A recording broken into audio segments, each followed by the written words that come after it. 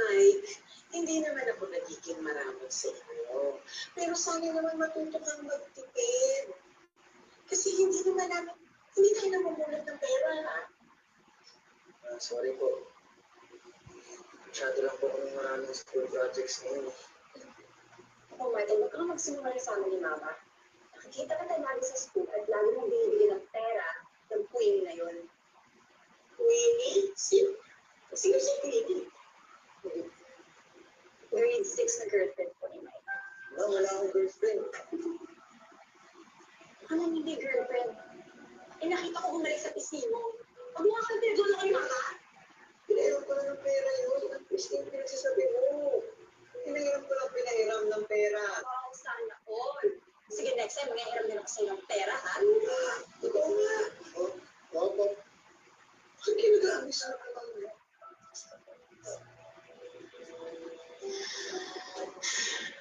Ikaw din naman kasi, Joyce. Huwag ka na mag-asar kasi lalong gumugulo. Mike, ikaw naman. Pwede ba unahin mo na lang muna yung pag-aaral mo? Girlfriend talaga?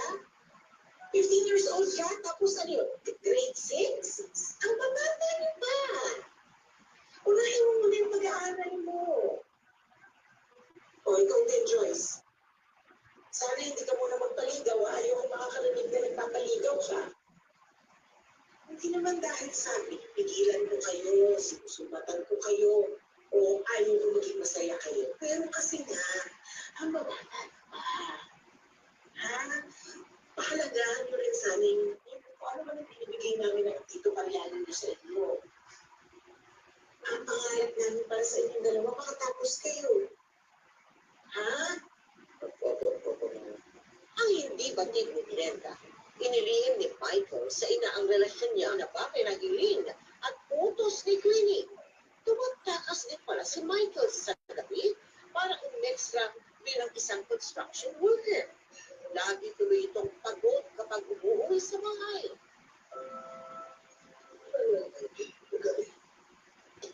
Isang araw, nahuli ko siya kung siya mga alas-dos na bago.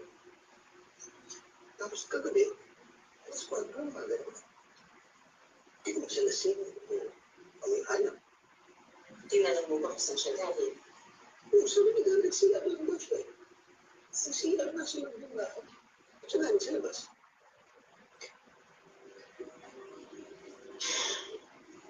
Kakausapin ko yung bata na baka mamaya meron siya problem ng isip, sabi sa atin. Kain na, kain na.